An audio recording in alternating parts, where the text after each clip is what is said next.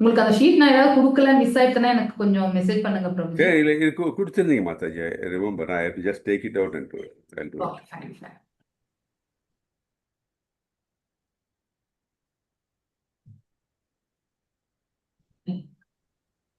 உங்களுக்கு அந்த ஷீட் நான் ஏதாவது குடுக்கல, மிஸ் ஆயிடுச்சுன்னா எனக்கு கொஞ்சம் மெசேஜ் பண்ணுங்க பிரபுஜி. இல்ல இது குடுத்திருந்தீங்க மாதாஜி.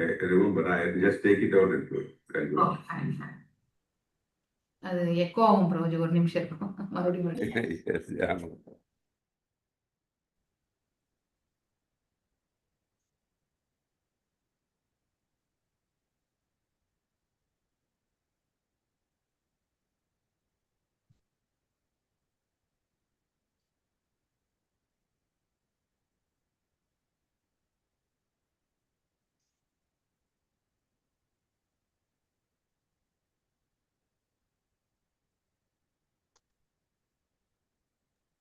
ஓம் நமோ பகவதே வாசுதேவ.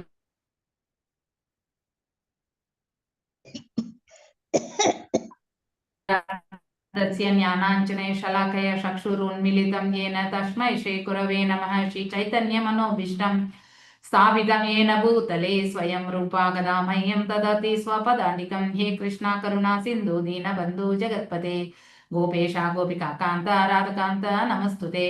तप्त काञ्चन गौराङ्गी राधे वृन्दावनेश्वरी ऋषभानुसुते देवी प्रणमामि हरिप्रिये. वाञ्छकल्पदारुभ्यश्च कृपा सिन्धुभ्येव च पतितानां पावनेभ्यो वैष्णवेभ्यो नमो नमः. जय श्री कृष्ण चैतन्य प्रभु नित्यानंद श्री अद्वैत गदाधर श्रीवासादि गौर भक्त वृंदा. हरे कृष्णा कृष्ण कृष्ण हरे हरे, हरे Ram Ram Ram Hare Hare. So reading from Bhagavatam, நாம் இப்போ அஞ்சு மண்டடி text number 5. Okay.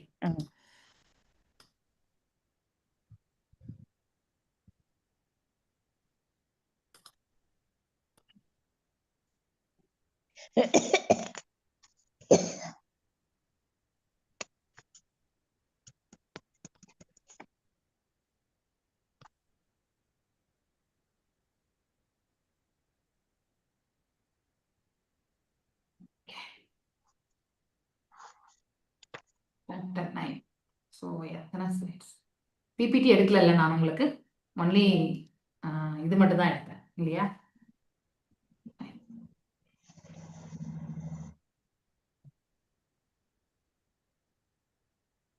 5 ஸ்லோகாஸ் வரைக்கும் எடுத்தேன்.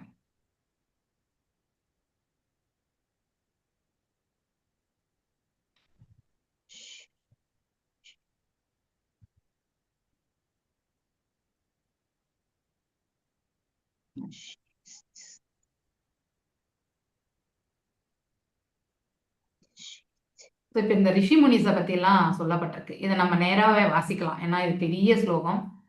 ஸோ எத்தனை ரிஷி முனிஸ்ன்றத நம்ம பார்க்கலாம். இன்னைக்கு கொஞ்சம் ஸ்ட்ரெச் பண்ணியே படிக்கலாம், நானே லேட்டா ஜாயின் ஆனேன்.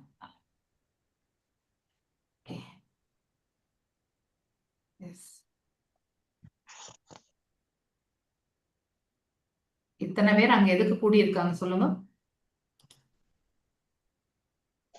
ஹரே கிருஷ்ணா.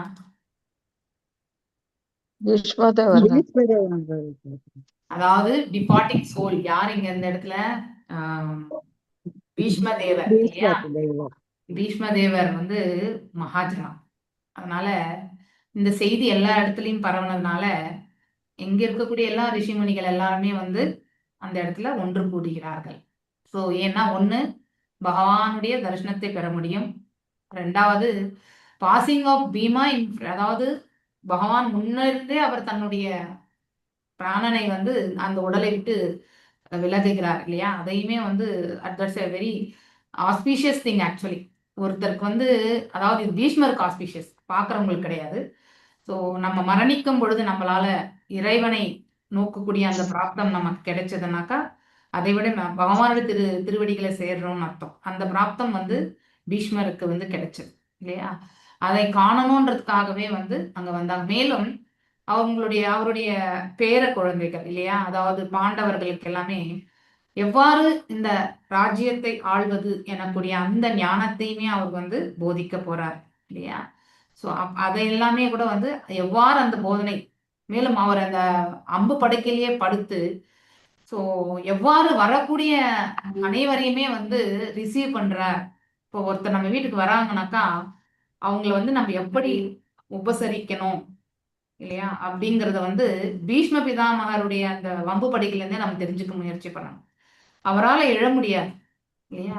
இவந்தோ கங்கை தாய் இல்லையா, அவங்களுடைய பையன் தானே இவங்கிற தேவவிரதன். சோ அவர் அந்த அம்புப்படை எப்பவுமே அவருடைய தாயை வந்து சங்கடங்கள் எல்லாம் வரும்பொழுது கங்கை கரையை ஓரம் நின்று அவர் வந்து தாயிடத்துல பேசுவாராம். தாயுமே கங்கை தாயுமே அவர் முன்னாடி தோன்றுவாராம். ஆனா அந்த அம்பு படைக்கையில படுத்திருக்கும் பொழுது தாயே உங்களுடைய பாதங்களை ஸ்பரிசிக்கக்கூடிய நிலைமையில நான் கிடையாது, சோ என்னை மன்னியுங்கள் சொல்லிட்டு கேட்பாராம் பீஷ்ம பிதாமகர். அப்படின்னா எந்த அளவுக்கு அவருடைய ஒருத்தர் வந்து எப்படி மரியாதை கொண்டு வரவேற்கணும், இது எல்லாமே வந்து அவர் நன்னா தாய்க்கு என்ன ஸ்தானத்தை கொடுத்திருந்தார் இல்லையா? சோ இப்படி எல்லாம் நம்ம அந்த அந்த ரெஸ்பெக்ட் எல்லாமே நாம் இங்க இருந்து பார்க்கலாம். பீஷ்ம பிதாமகர் அவருடைய அவ்வாறு இருக்கக்கூடிய அந்த அளவுக்கு மரியாதை கலந்து இருக்கக்கூடிய அந்த அளவுக்கு மேன்மையான குணங்களை கொண்ட பீஷ்ம பிதாமகர் சோ தன் கண் முன்னாடியே வந்து பகவானுடைய அவர் நாராயண ஸ்வரூபத்தை பார்க்கணும்னு தான் சொன்னார். கிருஷ்ணரா நின்று இருந்தாலுமே நாராயண அவர் எப்பவுமே 4 கைகளுடைய நாராயண ஸ்வரூபத்துலதான் அவர் வந்து சேவிப்பார். ஒவ்வொருத்தருக்குமே ஒவ்வொரு ரூபத்தின் மீது இருக்கக்கூடிய ஈடுபாடு. சோ அந்த 4 கைகளுடைய நாராயண ஸ்வரூபத்தை கண்டே அந்த அந்த உடல்ல இருக்கக்கூடிய பிராணன் அவர் பகவான் திருவடிகளை சேரணும்ன்ற பிரார்த்தனைகள் அவ்வாறே அந்த காட்சியை கண்டதாகவே நாம் இந்த அத்தியாயத்துல படிக்கத்தான் போறோம். ஓகே. பார்வதோ நாரதோ தௌம்யோ பகவான் பாதராயணः बृहद्वाजः सशीयो रेणुकासुतः वसिष्ठा इन्द्रपदां त्रितो कृदास्मदो असिताः कक्षिवान् गौतमो अत्रिश्च कौशिको अता सुदर्शनाः. इतना ऋषिमुनिகள் இல்லையா? சோ 16 பேர் மாதாஜி. அதாவது 6-7 ஸ்லோகம். எனக்கு டிரான்ஸ்லேஷன் பர்பட் மட்டும் வாசிங்க.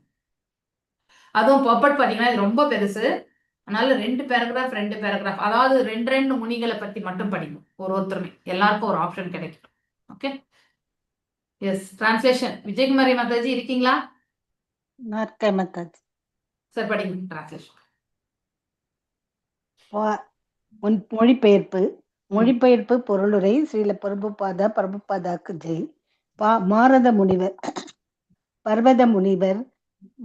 முனி, நாரதர், தௌமியர், பகவானின் அவதாரமான வியாசர்,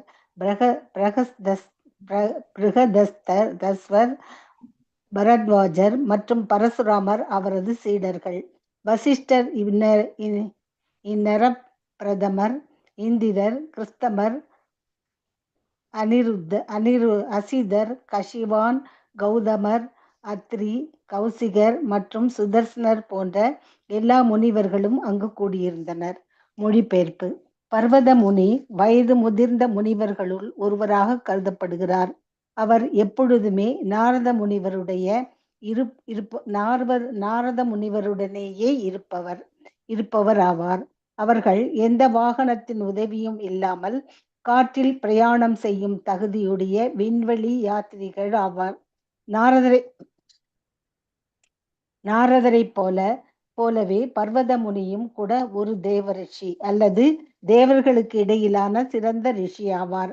பரீட்சித்து மகாராஜனின் புதல்வரான ஜெய மகாராஜனின் யாகச் சடங்கில் அவரும் நாரதுடன் இருந்தார். இந்த யாகத்தில் உலகத்தில் உள்ள எல்லா பாம்புகளும் கொல்லப்படுவதாக இருந்தது. பர்வத முனிவராலும் நாரத முனிவராலும் பகவானின் பெருமைகளை பாடிக்கொண்டு காற்றில் பிரயாணம் செய்ய முடியும் என்பதால் அவர்கள் கந்தர்வர்கள் என்று கூட அழைக்கப்பட்டனர். அவர்களால் காற்றில் பிரயாணம் செய்ய முடியும் என்பதால் ஆகாயத்தில் இருந்து கொண்டே திரௌபதியின் சுயம்வர சடங்கை அவர்கள் கவனித்தனர். நாரத முனிவரை போலவே பர்வத முனிவரும் கூட சொர்க்கத்தில் உள்ள தேவேந்திரனின் ராஜசபைக்கு சென்று வருவது வழக்கம். கந்தர்வரான அவர் சில சமயங்களில் முக்கிய தேவர்களுள் ஒருவரான குபேரனின் ராஜசபைக்கும் சென்று வந்தார். அவர் நாரதரும் பர்வதரும் ஒருமுறை சிரிஞ்சிய மகாராஜனின் மகளுடன் பிரச்சனையில் அகப்பட்டு கொண்டனர். சிரிஞ்சிய மகாராஜன் பர்வத முனிவருடைய மகனை ஒரு வரமாக பெற்றார். படிக்கட்டுமா மாதாஜி? நாரத முனிவர் புராண வரலாறுகளுடன் தவிர்க்க இயலாதபடி சம்பந்தப்பட்டுள்ளார். பாகவதத்தில் அவர் விவரிக்கப்படுகிறார். முற்பிறவில் அவர் ஒரு வேலைக்காரியின் மகனாக இருந்தார். ஆனால் தூய பக்தர்களுடன் கொண்ட நல்லுறவினால் பக்தி தொண்டை பற்றிய அறிவை அவர் பெற்றார். மேலும் அவரது அடுத்த பிறப்பில் நிகரற்ற ஒரு பூரண மனிதனாக அவர் மாறினார். அவர் தேவ ரிஷிகளில் தலைமையானவர் ஆவார். மகாபாரதத்தில் அவரது பெயர் பல இடங்களில் குறிப்பிடப்பட்டு உள்ளது. அவர் பிரம்மதேவரின் மகனும் சீடரும் ஆவார். அவர் மூலமாக பிரம்மாவின் சீட பரம்பரை பரப்பப்பட்டு உள்ளது. பிரகலாத மகாராஜனுக்கும் துருவ மகாராஜனுக்கும் பகவானின் மற்றும் பல புகழ்பெற்ற பக்தர்களுக்கும் அவர் தீட்சை வழங்கினார். வேத இலக்கியங்களின் ஆசிரியரான வியாசதேவருக்கும் கூட அவர் தீட்சை வழங்கினார். வியாசரிடமிருந்து மத்வாச்சாரியார் தீட்சை பெற்றார். இவ்வாறாக கௌடிய சம்பிரதாயத்தை உள்ளடக்கியதான மத்துவ சம்பிரதாயம் பிரபஞ்சம் முழுவதிலும் பரவியுள்ளது. ஸ்ரீ சைத்தன்ய மகாபிரபு இந்த மத்துவ சம்பிரதாயத்தை சேர்ந்தவராவார். ஆகவே பிரம்மதேவர், நாரதர் மற்றும் வியாசரிடமிருந்து மத்துவர், சைத்தன்யர், சுவாமிகள் வரையுள்ள அனைவரும் ஒரே சீட பரம்பரையைச் சேர்ந்தவர்கள் ஆவர். நாரதர் கற்பனை கெட்டாத காலத்திலிருந்தே பல அரசர்களுக்கு உபதேசித்து வந்துள்ளார். பிரகலாத மகாராஜன் அவரது பாகவதத்தில் நம்மால் காண முடியும், மேலும் அவர் கிருஷ்ணரின் தந்தையான வசுதேவருக்கும் ஈஷ்ட மகாராஜனுக்கும் கூட உபதேசம் வழங்கினார். ஹரே கிருஷ்ணா மாதாஜி. இது எல்லாமே அந்தந்த ரிஷிமுனிகளுடைய முக்கியத்துவம் என்ன, அவங்களுடைய எப்படி அவங்களை ஐடென்டிஃபை பண்றது இல்லையா? இப்ப நாரத மகரிஷினாலே நம்ம என்ன யோசிப்போம்? நம்ம அவருடைய முந்தைய பிறவி, முதல் பிறவில வந்து கந்தர்வரா இருந்து இல்லையா, தவறு இழைத்ததால் அவர் வந்து அடுத்த பிறவில இருந்து என்னவா பிறந்தார்? ஒரு ஏழை வேலைக்காரியினுடைய மகனாக பிறந்தார். ஆனா அவருடைய அதாவது முன்னிருந்து அந்த தேவர்கள் என்னக்கூடிய அந்த கோட்டால இருந்தவர் அவர் இல்லையா. அதன் பிறகு இந்த மாதிரி ஒரு கீழான ஒரு பிறப்பு பிறக்க வேண்டிய ஒரு கட்டாயத்துக்கு தள்ளப்பட்டார். ஆனால் அவங்க ஒரே ஒரு சுக்குருத்தி என்னன்னாக்கா, அங்க வந்த அந்த 4 சதுர் மாசத்துல வந்து வந்த ரிஷிமுனிகளுக்கு அவர்கள் வந்து பணிவிடை செய்து இல்லையா. மேலும் அந்த ரிஷிமுனிகிட்ட அவர் வந்து தீட்சையுமே பெற்றார் ஆக்சுவலி. ஸோ அதாவது தியான பயிற்சிகள் எல்லாமே அவர் வந்து கற்றறிந்தார். ஸோ இப்படி அந்த ஒரு தியான பயிற்சியில அமர்ந்து பகவானை ஒரு முறை தரிசித்த அந்த ஒரு காரணத்துக்காகவே அவர் வந்து கடைசியில அந்த உடலை விட்டு அவர் என்ன பண்ணார்? உயிர் நீத்த பிறகு தேவரிஷி எனக்கூடிய அந்த நிலைக்கு ஏற்றமடைந்தார் அப்படிங்கிறதுமே நாம படிக்கிறோம். இது வந்து நாரத மகரிஷி பத்தி இல்லையா. அவர் எத்தனையோ பேருக்கு வந்து அதாவது குரு இல்லையா, ஆன்மீக குருவாக இருந்திருக்கார். பிரகலாத் மகாராஜ், துருவ மகாராஜ், யுதிஷ்ட மகாராஜன் கூட 7வது காண்டத்துல நம்ம படிப்போம், பின்னாடி வரும். அங்க வந்து அவருக்கு போதனை கொடுப்பார் இல்லையா. அது மாதிரி நிறைய பேருக்கு அவர் வந்து போதிச்சிருக்கார். ஸோ வியாசதேவருக்குமே அவர் தான் குரு. ஸோ அப்படி மிருகாரிக்கும் அவர் தான் குரு. இவ்வாறாக இப்படி நிறைய பேருக்கு வந்து அவர் மட்டும்தான் வானிலை பரப்பாரா? கிடையாது. இந்த பர்வத முனியும் அதே மாதிரி தான் இல்லையா. இந்த பர்வத முனியுமே வந்து இருவருமே வந்து சேம் நேச்சர். அவங்களுக்கு ஸ்பெஷலா ஏதாவது ஃபிளைட் வேணுமா மேல பறக்கிறதுக்கு? எதுவுமே கிடையாது. அவங்களுடைய உடல் எனக்கூடிய அந்த எந்திரத்திலேயே அவங்க வந்து எல்லா இடங்களுக்குமே அவங்களால சுற்றி திரிய முடியும் இல்லையா.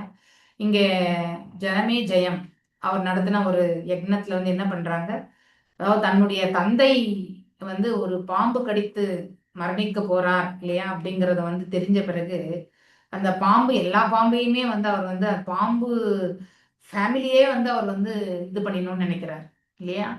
So that is not right அப்படின்னு வந்து அந்த இடத்துல நாரத மகரிஷி என்ன பண்ணுவார்?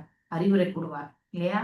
ஸோ அது செய்யப்படலாகாது. ஒரு நம்ம ஒருத்தருடைய கஷ்டத்திற்காக அதனால அதாவது எவரால நம்ம பாதிக்கப்படுறோமோ அவங்களுக்கு இருக்கிற இடமே தெரியாம செய்யறது வந்து that is not the right way இல்லையா? எஸ், பரீட்சித் மகாராஜ் வந்து ஒரு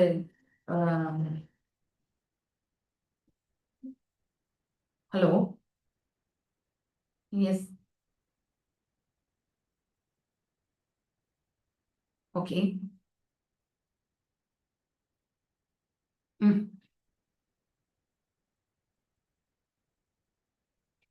CMCA ಇದು ಕಾಂಟ್ರಾಕ್ಟಲ್ಲಿ ಇದೆಯಾ ಇಲ್ಲ ವಾರಂಟಿಯಲ್ಲಿ ಇದೆ madam? Then raise the ticket madam, raise the ticket.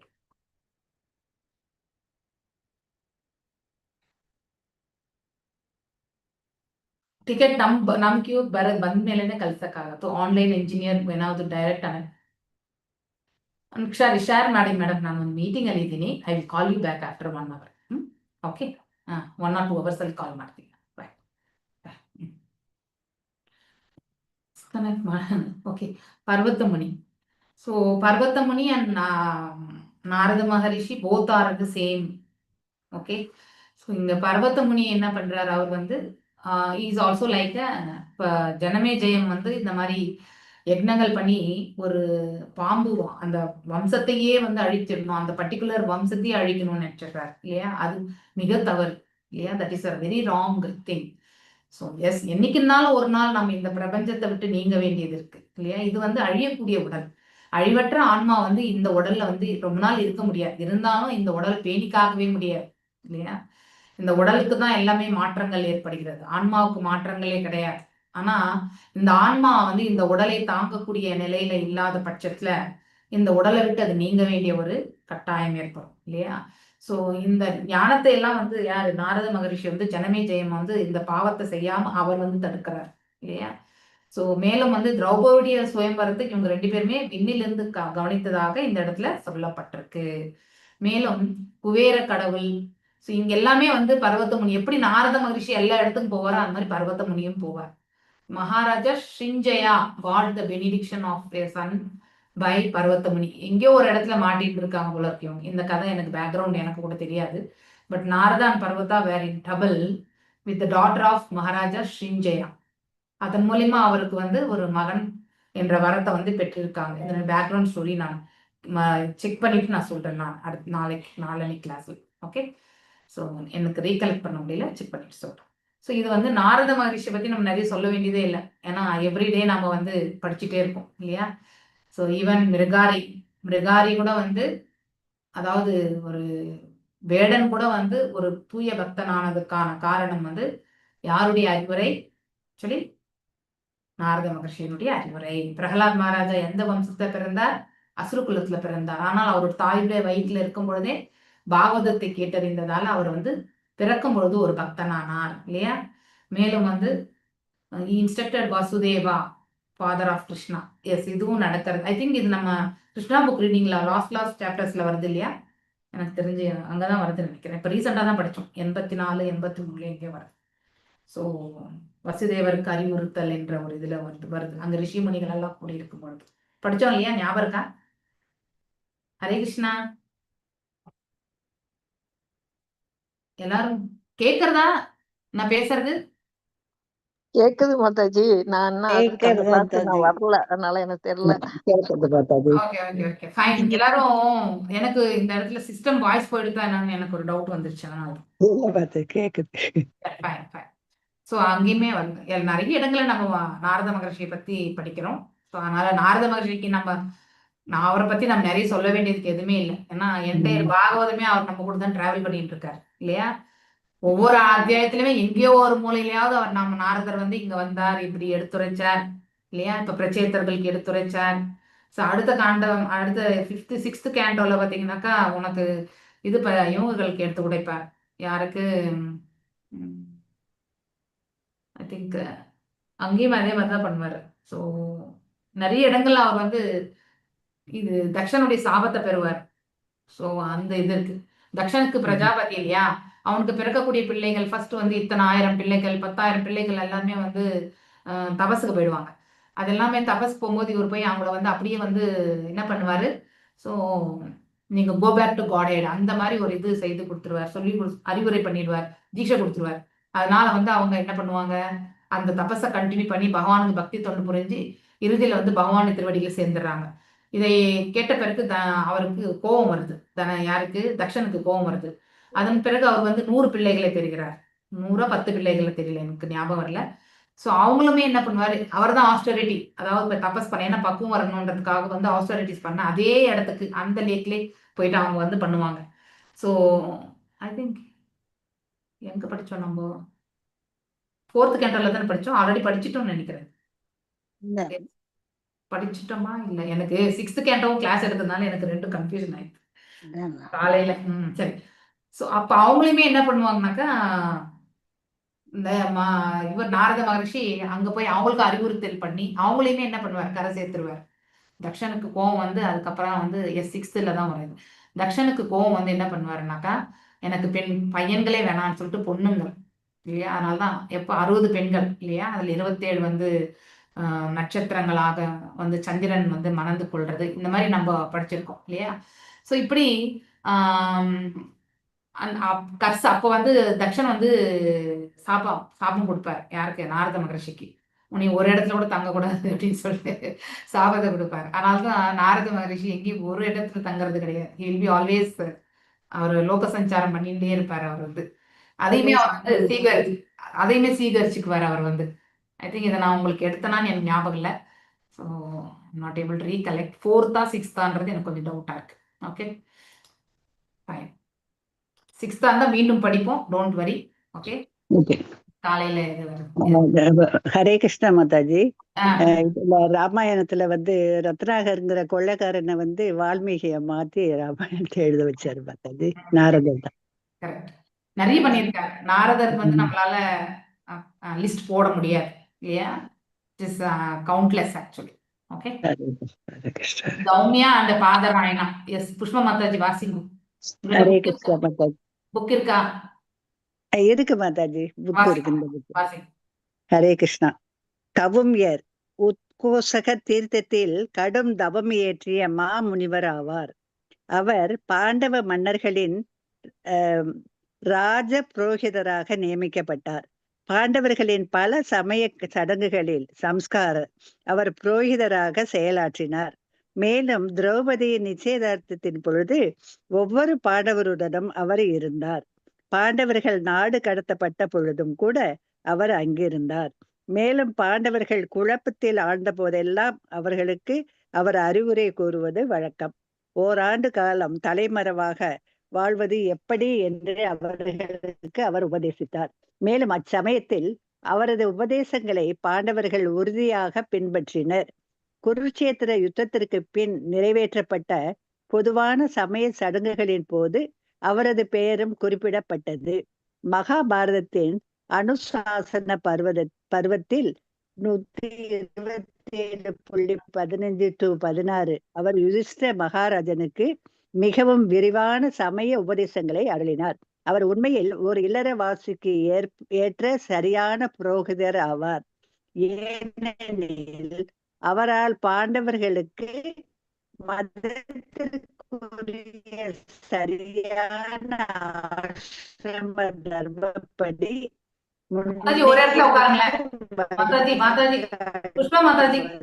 ஒரு புரோகிதரின் சொல்லுங்க மாதாஜி. ஒரு அந்த இடத்துல இப்ப நீங்க பேசுற இடத்துல நல்லா கிளியரா கேக்குது. அப்படியே நீங்க அங்கிருந்து வாசிங்க. Okay okay Mataji. ஹரே கிருஷ்ணா.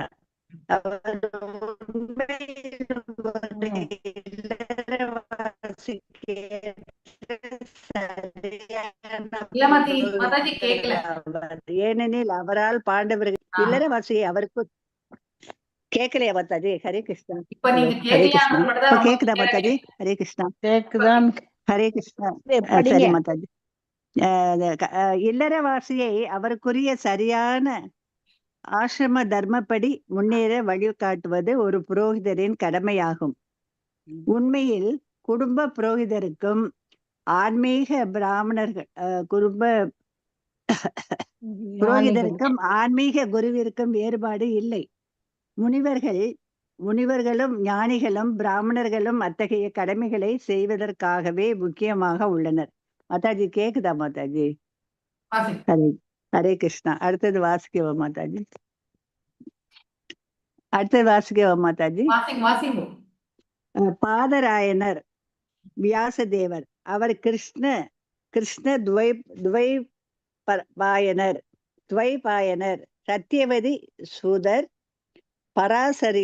பராசராத்மஜர், பாதராயணர், வேதவியாசர் போன்ற பெயர்களால் அறியப்படுகிறார்.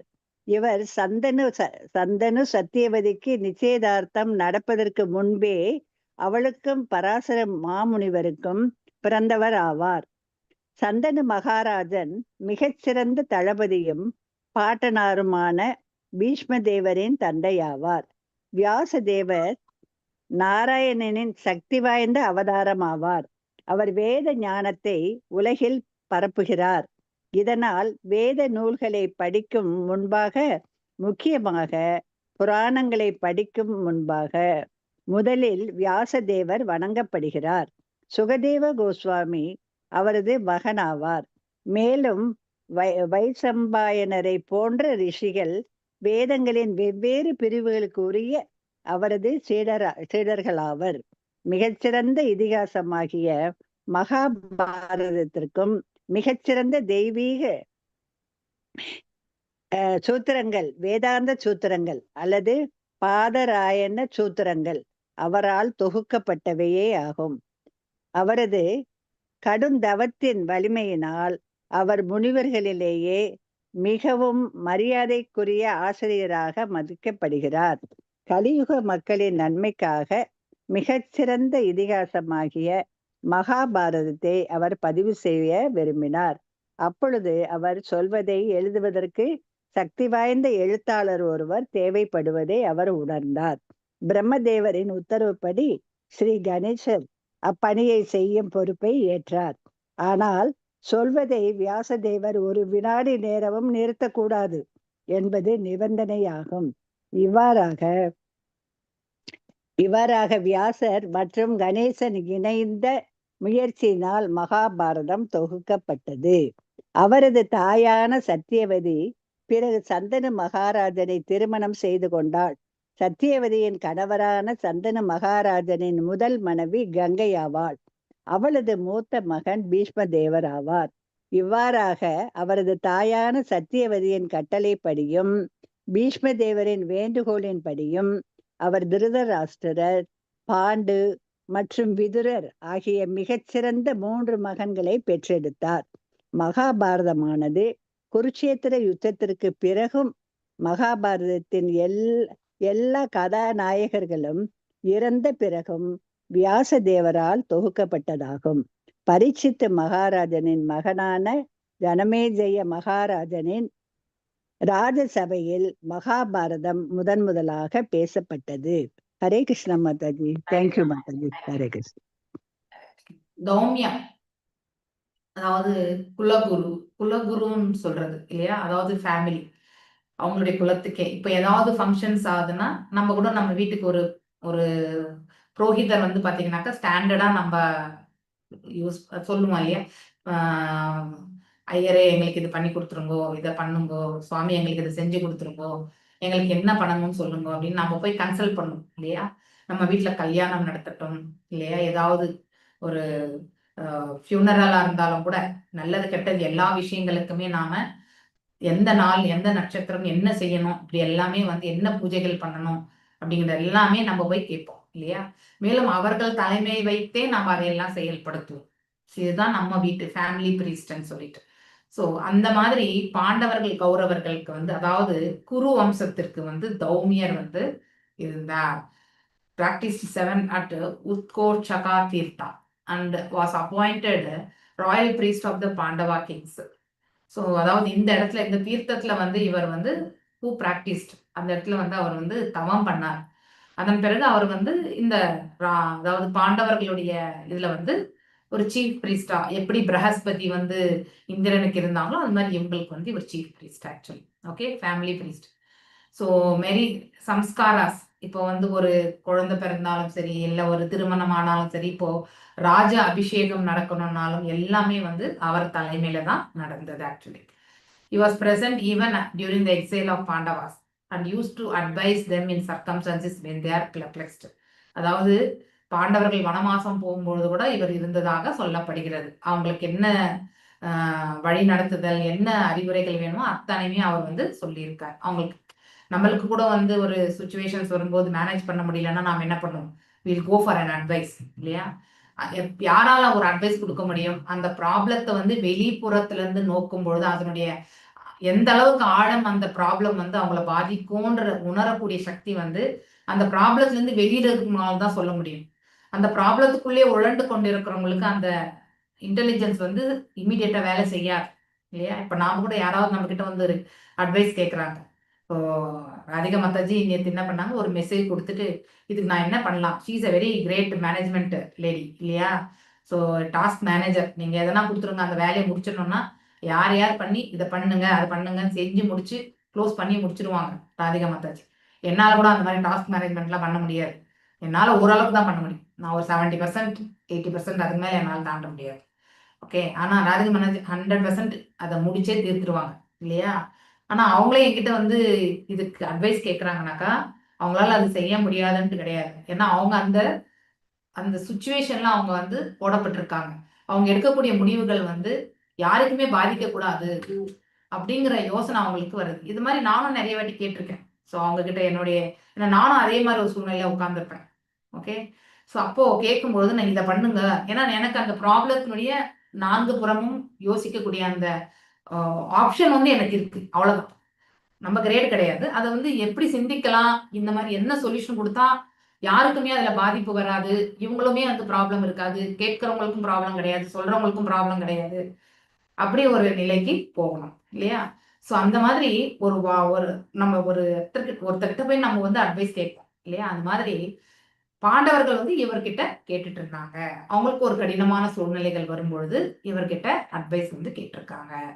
He also mentioned general funeral ceremony was performed after the battle of Kurukshetra. அதாவது எத்தனையோ கோடி கோடி ஜனங்கள் வந்து மரணித்தாங்க இல்லையா? அவங்களுக்காக வந்து புண்ணியமா, அதாவது பாத்தீங்கன்னா இந்த இது செய்வாங்க இல்லையா, புண்ணியவதனம் மாதிரி செய்வாங்க இல்லையா, அந்த செயல்கள் வந்து அவர் செய்து வச்சிருக்கார். ஃபியூனரல் செரிமனி கடைசி இது. ஸோ அனுஷான பருவம், நிறைய பருவம் இருக்கு. பீஷ்ம பருவம், நிறைய பருவங்கள் மகாபாரதத்துல வரும். ஓகே, அதுல வந்து ரொம்ப டீட்டெயிலா வந்து இந்த எப்படியெல்லாம் இந்த இத்தனை பேர் மரணத்திற்கு வந்து இப்போ நம்ம வீட்லயே யாராவது மரணித்தா அவங்களுக்கு நம்ம தர்ப்பணம் கொடுக்கணும் இல்லையா? ஆனா இது ஒரு பொதுவான காரியம் இது. அது அரசன் வந்து பிரஜைகளுக்கு தந்தை இல்லையா? ரெப்ரசன்டேட்டிவ் வந்து பாத்தீங்கன்னாக்கா அரசன் தான். அந்த ஸ்தானத்துல இருந்து யுதிஷ்டர் பண்ணா அது வந்து செயல்படும்ன்றது வந்து அந்த அறிவுரைகள் எல்லாமே வந்து இந்த இடத்துல as per the religious principles தான். ஓகே, ஸோ அது மாதிரி ஒரு அட்வைஸ் வந்து கண்டிப்பா கொடுக்கணும். நம்ம ப்ரீஸ்ட் எல்லாமே நம்ம போனோம்னா கூட அவங்க சொல்லுவாங்க, நம்ம வீட்டுல இந்த மாதிரி ப்ராப்ளம் இருக்கு, இதுக்கு என்ன பண்ற சொல்யூஷன்னா கண்டிப்பா அந்த ப்ரீஸ்ட் வந்து ரைட்டான டைரக்ஷன் தான் சொல்லுவாரு. ஏன்னா அது நமக்கான நன்மைக்கானது, நம்ம ஒரு டிசிஷன் எடுக்கிறதுக்கான பாதையை வந்து அது ஏற்படுத்தி கொடுக்கும். ஓகே, அந்த மாதிரி தௌமியர் வந்து பாண்டவர்களுக்கு இருந்தார் என்று இந்த இடத்துல சொல்லப்பட்டிருக்கு. ஈவன் கிருபாச்சாரியா கூட அதே மாதிரி தான். கிருபாச்சாரியா இஸ் ஃபார் என்டையர் ஃபேமிலி. இவர் வந்து பாண்டவர்களுக்கு அப்படிங்கறத வந்து இந்த சென்டென்ஸ்ல தான் நான் பாக்குறேன். ஆனா 2 பேருமே இந்த ராஜ அபிஷேகம் எல்லாமே இந்த தௌமியர் தான் பண்றது.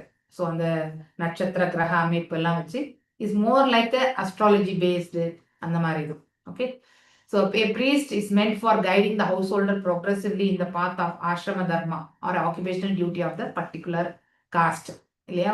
சத்திரிய தர்மம் என்ன, பிராமண தர்மம் என்ன, வைசிய தர்மம் என்ன, அடுத்து வந்து சூத்ரனுடைய தர்மம் என்ன, அதன் பிரகாரம் வந்து கண்டிப்பா வந்து அடுத்தவங்களுக்கு வந்து நம்ம எடுத்துரைக்கணும். அந்த செயல் வந்து இவர் நல்லா செஞ்சதா சொல்லப்படுகிறது.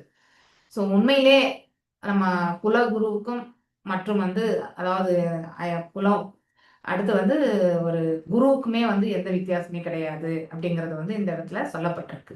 ஸோ அதாவது முனிகள், அதுக்கப்புறம் ஞானிகள், பிராமணர்கள், இவங்க எல்லாமே இருக்கிறது இந்த மாதிரியான செயல்களுக்கு தான் அப்படிங்கிறது வந்து நம்ம ஷீல பிரபுபாதர் இந்த இதுல இருந்து சொல்லிருக்காரு. வியாசதேவரை பற்றி சொல்றதுக்கு உங்களுக்கே நிறையவே தெரியும். ஸோ அவர் வந்து புராணங்கள், இதிகாசங்கள் எல்லாமே எழுதியிருக்கார் இல்லையா? ஸோ அதாவது ஸ்ருதி ஸ்மிருதி எல்லாமே அவர் கையில தான். எப்படி இந்திரன் ஒரு பதவி, எப்படி வந்து பிரம்மர் ஒரு பதவியோ, வியாசதேவர் என்பதும் பதவிதான். ஓகே, வியாசதேவர் என்பதுமே பதவிதான். ஐ திங்க் அது நான் ரீசெண்டா எங்கேயோ படிச்சேன் நான். அதாவது 6th கேண்டோல வருதா என்னன்னு நினைக்கிறேன், தெரியல எனக்கு. ஓகே, வியாசதேவர் வந்து ஒரு பதவி என்றதே எனக்கு தெரியாது. ஸோ ஆனா அது வியாசதேவரும் ஒரு பதவிதான்.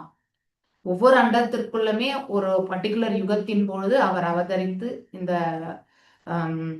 வேத சாஸ்திரங்கள் எல்லாத்தையுமே வந்து கொடுத்து செயல்பட வைக்கிறது அவருடைய வேலை என்று சொல்லப்பட்டிருக்கு. ஸோ அப்படி அவருக்கு நிறைய பெயர்கள். அவருக்கு கிருஷ்ணா, ஏன்னா அவர் பகவானுடைய சொரூபம் இல்லையா, உரியவங்கம். ஸோ அம்சம் இதுல இருந்து அடுத்து கிருஷ்ண துவைபாயனான்னு சொல்லுவாங்க, துவைபாயனர்னு சொல்லுவாங்க, சத்யவதி சுதான்னு சொல்லுவாங்க, பராஸ்ரயா அப்படின்னு சொல்லுவாங்க, பராஷ்மதா பராசராத்மஜா அப்படின்னு சொல்லுவாங்க, பாதராயணான்னு சொல்லுவாங்க, வேத வியாசர் இல்லையா, வேத வியாசர். ஸோ அப்படிங்கிறது ஒரு பதவி. ஓகே, ஸோ அவர் எழுதின எல்லாமே வந்து அவருடைய அதாவது சந்தனு மகாராஜா வந்து சத்தியவதி மணக்கிறதுக்கு முன்னாடி பராசர முனிவர் வந்து சத்தியவதியை வந்து, அதாவது ஒரு குழந்தை ஈண்டெடுப்பதற்காக வந்து, ஆனா அந்த குழந்தை ஈண்டெடுத்த பிறகு மீண்டும் அவள் வந்து ஒரு கன்னியாகவே இருப்பாள் அப்படிங்கிற ஒரு. வியாசருடைய அம்மா பேர் என்ன? வியாசருடைய அம்மா பேர் தான் சத்தியவதி.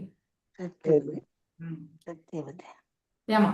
சோ பராசர முனிவர் வேண்டுகோளுக்கு இணங்க ஸோ இந்த வியாசதேவரை வந்து அவர் ஈண்டெடுக்கிறார். அதன் பிறகு அவள் வந்து மீண்டும் அதே அந்த கன்னித்தன்மையோட இருந்து சந்தனு மகாராஜாவை மணந்து, ஸோ விசித்திர வீரியன், அதுக்கப்புறம் இன்னொருத்தர் யாரு, 2 பேர் இல்லையா, ஒருத்தர் வந்து மரணிக்கிறாங்க. விசித்திர வீரியன் வந்து ஐ திங்க் ஏதோ ஒரு தீராத நோயில வந்து மரணிக்கிறான் இல்லையா. சோ சித்ராங்கதன் மாதாஜி. சித்ராங்கதன். ஓகே, சித்ராங்கதன் கூட உடம்பு சரியில்லாம மரணிக்கிறானா எனக்கு விசித்திர வீரியன் தான் அந்த மாதிரி விசித்திர சாகிறது. அவன் வந்து யாரோ ஒரு போருக்கு போகும்போது போர்ல வந்து இறந்து போறான். ஓகே, சித்ராங்கதன் வந்து இறந்து போறான். விசித்திர வீரன் வந்து போர்க்கலையில அவ்வளவு கிடையாது, காசநோய் வருது. அந்த மாதிரி ஏதோ வியாதியில வந்து அவன் வந்து மரணிக்கின்றான். சோ அப்போ வந்து இந்த 3 பெண்கள் இல்ல, அம்பா, அம்பிகா, அம்பாலிகா, இவங்க 3 பேருமே, அதுல அம்பா தான் வந்து அம்பை தான் வந்து பின்னாடி வந்து சிகண்டியாக வந்து துருபத மன்னருக்கு மகளாக வந்து பிறக்கிறது. அவளாலதான் வந்து பீஷ்ம தேவர் வந்து மரணத்தை வந்து ஏற்கிறது இல்லையா, ஸ்வீகரிக்கிறது. அவள் மூலியமா தான் மரணம் என்பது சிவபெருமான் கொடுத்த வரமாக அமைகின்றது. ஸோ அப்படி வியாசதேவர் வந்து எழுதணும். அதாவது இந்த இவ்வளவு புராணங்கள், இதிகாசங்கள் இது எல்லாத்தையுமே எழுதணும்னா கண்டினியூஸா எழுதுறதுக்கு ஒரு சப்போர்ட் வேணும் அப்படின்னு சொல்லிட்டு சொல்லும் பொழுது, அப்போ கணபதி தான் வந்து எஸ் நான் கண்டிப்பா எழுதுவேன், ஆனா நிறுத்தாம நீங்க சொல்லிட்டே போனோம், அப்பதான் நான் எழுத முடியும் அப்படின்னு சொல்லிட்டு சொன்னப்போ, அதே மாதிரிதான் வந்து நிறுத்தாமலே வந்து வியாசதேவர் வந்து சொல்லி அதை முடிச்சார் இல்லையா. அதுலயுமே வந்து மகாபாரதம் வந்து வியாசதேவருமே, மகாபாரதம் இஸ் த 5th வேதாயன் கூட நம்ம படிக்கிறோம் இல்லையா. சோ சந்தன மகாராஜு இவ்வாறு இருக்க, சந்தன மகாராஜுக்கு 2 மனைவிகள், ஒண்ணு கங்கை, இன்னொன்னு வந்து சத்தியவதி இல்லையா. கங்கை மூலியமா பீஷ்மர், சத்தியவதி மூலியமா சித்ராங்கதனும் மற்றும் வந்து விசித்திர வீரியனும் இல்லையா. சோ சித்ராங்கதன் திருமணத்துக்கு முன்னாடியே இறந்துடுறான். விசித்திர வீரியன் வந்து திருமணம் ஆன உடனே இறந்துடுறான். சோ அப்ப அந்த 2 பெண்களுக்கு வந்து பிள்ளைகள் இல்லாம போச்சுன்னா அந்த வம்சம் யார் ஆள்வது அப்படிங்கிற பொழுதுதான், சோ அப்போ வேதவியாசருடைய இதனால, இந்த சீமன்னாலதான் இவங்களுக்கு வந்து குழந்தை பிறக்கிறது இல்லையா. அம்பிகா, அம்பாலிகாக்கு வந்து பிறக்கிறது திருதராஷ்டிரன், பாண்டு அண்ட் விதுரா வந்து, சோ அதாவது விசித்திர வீரியனுடைய பணி, அதாவது சேவை புரியக்கூடிய தாசி. சோ அவளையுமே அனுப்பிச்சு விட்டு, அதாவது அந்த கதையுமே நமக்கு தெரியும், யமதர்மராஜா தான் வந்து விதுரராக வர்றது இல்லையா. சோ மகாபாரதம் அவர் எதற்காக அவ்வாறு வருகிறார் என்பதும் நமக்கு தெரியும். பகவானுக்கு திருத்தொண்டு செய்யறதுக்கு காலம் கிடையாது, அவருக்கு வாய்ப்பு இல்லாம போறது. ஏன்னா அவருடைய கடமையை நிறைவேற்றுவதற்கு எல்லா காலமுமே வந்து பயன்படுத்தி விடுகிறது. அதனால ஸ்பெசிபிக்கா இப்ப மனிதர்கள் வந்து செய்யக்கூடிய அந்த மாதிரி ஆஸ்டாரிட்டிஸ் எல்லாம் அவரால் செய்ய முடியல அப்படிங்கிற வருத்தம். மேலும் கண்டு முனிவருடைய சாபம் இல்லையா. அதையும் ஏற்று இந்த வாய்ப்பை எடுத்துக்கொண்டு தான் விதுரர் வந்து பிறக்கிறார் இல்லையா. மகாபாரதா வந்து அவ்வாறு வியாசதேவரால வந்து ஏற்றப்பட்டது இல்லையா. அதுவும் முதலில் யாருடைய அரசவையில வந்து இது பேசப்பட்டது? மகாபாரதம் வந்து ஜனமே ஜெயம், பரிஷித் மகாராஜாவுடைய மகனா இருக்கக்கூடிய ஜனமே ஜெயம், அந்த இதுலதான் பேசப்பட்டிருக்கு. எஸ், பிரஹத் வசா. வேற யார் வாசிக்கிறீங்க? பத்மா மாதாஜி இருக்காங்களா? ஹரே கிருஷ்ணா மாதாஜி. வாசிக்கும். இவர் யுதிஷ்ட மகாராஜனை அவ்வப்போது சந்தித்து வந்த ஒரு பண்டை காலத்து முனிவர் ஆவார். யுதிஷ்ட மகாராஜனை அவர் முதலாக காமிய வனத்தில் சந்தித்தார். நள மகாராஜனின் சரித்திரத்தை அவர் விவரித்தார். மற்றொரு பிரகதஸ்வரும் இருக்கிறார். அவர் இஷ்வாகு வம்சத்தின் மகானாவார்.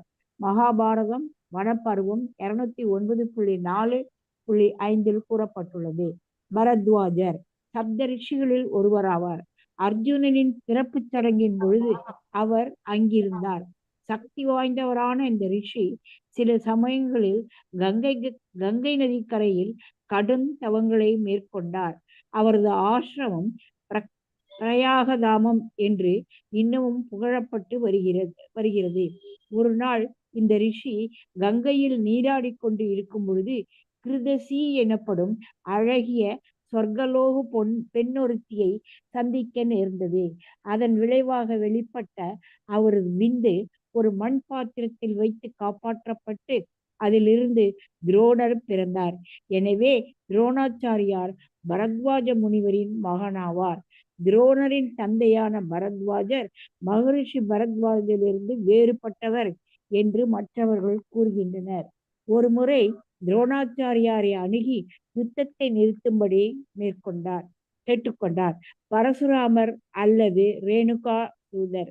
அவர் ஜமதக்னி மகரிஷி மற்றும் ஸ்ரீமதி ரேணுகா ஆகியோரின் மகனாவார். இவ்வாறாக ரேணுகா தூதர் என்றும் அவர் அழைக்கப்படுகிறார். பகவானின் சக்தி வாய்ந்த அவதாரங்களில் அவரும் ஒருவராவார். அவர் முழு சத்திரிய வம்சத்தையும் 21 முறைகள் கொன்றார். சத்திரியர்களின் இரத்தத்தை கொண்டு அவரது முன்னோர்களின் ஆத்மாக்களை அவர் திருப்திப்படுத்தினார். பின்னர் மகேந்திர பர்வதத்தில் கடும் தவங்களை அவர் மேற்கொண்டார்.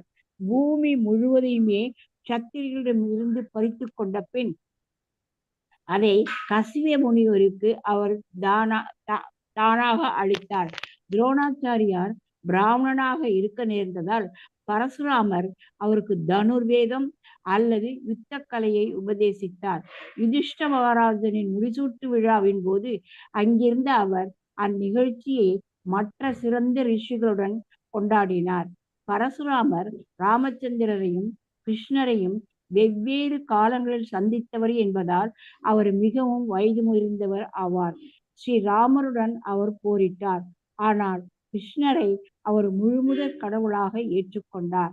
கிருஷ்ணருடன் அர்ஜுனன் இருப்பதைக் கண்ட அவர் அர்ஜுனனை வாழ்த்தினார். அம்பா பீஷ்மரின் மனைவியாக விரும்பினாள். ஆனால் பீஷ்மர் அவளை திருமணம் செய்து கொள்ள மறுத்துவிட்டார். பரசுராமர் பீஷ்மருடைய குருமார்களில் ஒருவர் என்ற போதிலும் அவரது உத்தரவை ஏற்க பீஷ்மர் மறுத்துவிட்டார். பிறகு அவரது எச்சரிக்கையும் பீஷ்மர் அலட்சியம் செய்ததால் பரசுராமர் அவருடன் போர் தொடுத்தார். அவ்விருவரும் மிகவும் கடுமையாக போரிட்டனர். இறுதியாக பீஷ்மரிடம் திருப்தி அடைந்த பரசுராமர் உலகிலேயே மிகச்சிறந்த போர் வீரர் என்ற வரத்தை அவருக்கு அருளினார். படிக்கட்டுமா முதல்?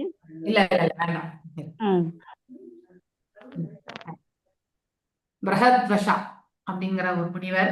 ஸோ இவர் வந்து மகாராஜா யுதிஷ்டருக்கு தெரிஞ்சவர். அப்படின்னா ஒரு பண்டை காலத்து முனிவர். இவர் யுதிஷ்ட மகாராஜர் எங்க சந்தித்தாருனாக்க காமியவனம். இது எங்க வருது? காமியவனம் சொல்லுங்க. காமியவனம் எங்க வருது? விருந்தாவனத்துக்கு சுற்றி எத்தனை காடுகள் இருக்கு? 12 காடுகள் இல்லையா? அதுல ஒண்ணு இது காமியவனம். ஓகே. ஸோ இந்த அதாவது நலமகாராஜாவுடைய கதையை வந்து சொன்னவர் இந்த மகரிஷி தான் அப்படிங்கிறது வந்து இந்த இடத்துல சொல்லப்பட்டிருக்கு. மேலும் இன்னொரு பிரஹத்வாஸ் அவர் என்பவர் இருந்தார். ஆனா அவர் வந்து இக்ஷ்வாகு டைனாஸ்டி அப்படின்னா ராமபிரான் வந்த அந்த குலம் சூரிய வம்சத்துல வந்தவர் ஆக்சுவலி. அங்கே வந்து மகனாக பிறந்தவர் என்று மகாபாரதத்துல வனப்பருவத்துல வந்து சொல்லப்பட்டதாக இந்த இடத்துல மேற்கோள் காணப்பட்டிருக்கு. ஓகே, பரத்வாஜ முனிவர் நமக்கு தெரியும் இல்லையா? அதாவது துரோணாச்சாரியாருடைய தந்தை தான் பரத்வாஜ். ஸோ அவர் வந்து சப்தரிஷில ஒருத்தர் ஆக்சுவலி. மேலும் அர்ஜுனர் காலத்துல இருந்திருக்கார். At the time of birth ceremony of Arjuna வந்து இருந்திருக்கார்.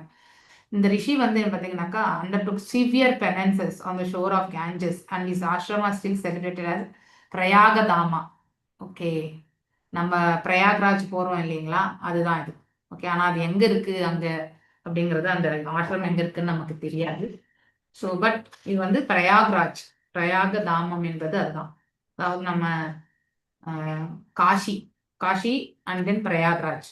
ஓகே, ஸோ இவருடைய இது கங்கை, அதாவது இவர் ஸ்நானம் பண்ணி இருக்கும்போது, பிரயாகராஜ்ங்கிறது சாரி அலகாபாத் இல்ல மாதாஜி? ஆமா அலகாபாத் தான், கரெக்ட், 100%. பிரயாக்ராஜ் முந்தைய நாமம் வந்து அலகாபாத், இப்ப பிரயாக்ராஜ்னு மாத்திட்டாங்க. ஆனா அதுதான் நம்ம இதுல கூட படிச்சீங்கன்னாக்கா பிரயாக்ல தான் வந்து யாரு சைத்தன்ய மகாபிரபு வந்து சனாதன கோஸ்வாமிக்கா இல்ல ரூப கோஸ்வாமிக்கா இது கொடுத்தது, ராமகேலி எங்க வருது, அதுவும் அந்த இடத்துல தான். பிரயாக்ராஜ் வந்து ஐ திங்க் சனாதன கோஸ்வாமிக்கு ஓகே உபதேசித்தார் என்று சொல்லப்படுகிறது. ஒரு இடம் பிரயாக்ராஜ்ல தான், அலகாபாத். ஸோ அதுல யார் ஒருத்தருக்குன்னு எனக்கு டக்குன்னு ரீகலெக்ட் பண்ண முடியல. ஒன்னு ராமகேலி, இன்னொன்னு வந்து பிரயாக்ராஜ். இதுல சனாதன கோஸ்வாமிக்கா ரூப கோஸ்வாமிக்கான்றது நீங்க ஐ திங்க் ராமகேலியில ரூப கோஸ்வாமி. ராமகேலி அப்படின்னா சனாதன கோஸ்வாமிக்கு தான் வந்து பிரயாக்ராஜ்ல வந்து எஸ் சனாதன கோஸ்வாமிக்கு தான், கரெக்ட். அங்க அந்த மட்டமும் இருக்கு. அங்க சைத்தன்ய மகாபிரபுடைய நாங்க போனோம். அவருடைய பாதுகைகள் எல்லாமே இருக்கு, கால் பாதுகைகள் வச்சு. எதிரிலேயே வந்து பாத்தீங்கன்னா கங்கை கரை வந்து பாத்தீங்கன்னாக்கா அங்கே காட்ன்னு சொல்லுவாங்க. ஸோ அந்த இடத்துல அந்த பக்கம் வந்து எப்பவுமே அதாவது பிணங்கள் வந்து எரிக்கப்பட்டு கொண்டுதான் இருக்கும். ஸோ அதையும் நாங்க பார்த்தோம். ஸோ இவர் வந்து ஒரு முறை வந்து கங்கை நதிக்கரை ஓரம் வந்து ஸ்நானம் பண்ணிட்டு இருக்கும் பொழுது அவர் வந்து கிருத்தச்சி அப்படிங்கிற ஒரு அதாவது வானுலக பெண், ஓகே, அவளை கண்டு இவருடைய பிந்து வந்து விழுந்ததாம். So which was kept and preserved in an earthen pot. அதை வந்து ஒரு குடுக்கை இல்லையா, அதுல வந்து வச்சிருக்கும் பொழுது அதுல இருந்து தான் துரோணர் வந்து பிறந்தார் அப்படின்னு சொல்லப்பட்டிருக்கு. So Dronacharya is a son of Bharadwaja Muni. So எப்படி பிறந்தார் துரோணாச்சாரியார்ன்றது இந்த இடத்துல சொல்லப்பட்டிருக்கு. மேலும் இதே மாதிரிதான் இன்சிடென்ட் வந்து கிருபா அண்ட் கிருபாச்சாரியார் அவங்க கூட வந்து இருவருமே வந்து இரட்டை பிறப்பு இல்லையா. கிருப்பி வந்து துரோணாச்சாரியாவுடைய மனைவி, கிருபாச்சாரியா வந்து இவங்களுடைய அதாவது குலகுரு தௌமியம் அப்புறம் கிருபாச்சாரியா, இவங்க 2 பேருமே இருப்பாங்க. கௌரவர்களோட குலகுரு. ஆமா. சோ அப்போ other say that Bharadwaj was son of Drona is different person from Maharishi Bharadwaj. He was a great devotee of Brahma. அதாவது யாரு, பரத்வாஜ். ஸோ ஒரு முறை வந்து துரோணாச்சாரியா வந்து யாரு he approached Dronacharya and requested him to stop the battle of Kurukshetra. So அதாவது இந்த குருஷேத்திர போரை வந்து நிறுத்தணும். ஆனா உங்களுக்கு முன்னாடி கூட சொல்லியிருக்கேன், இந்த போர்னுடைய மூல காரணமே எங்க தொடங்கினது என்றால், ஒண்ணு வந்து இந்த துரோணாச்சாரியாருடைய பகைமை, யாரோட பகை அவருக்கு,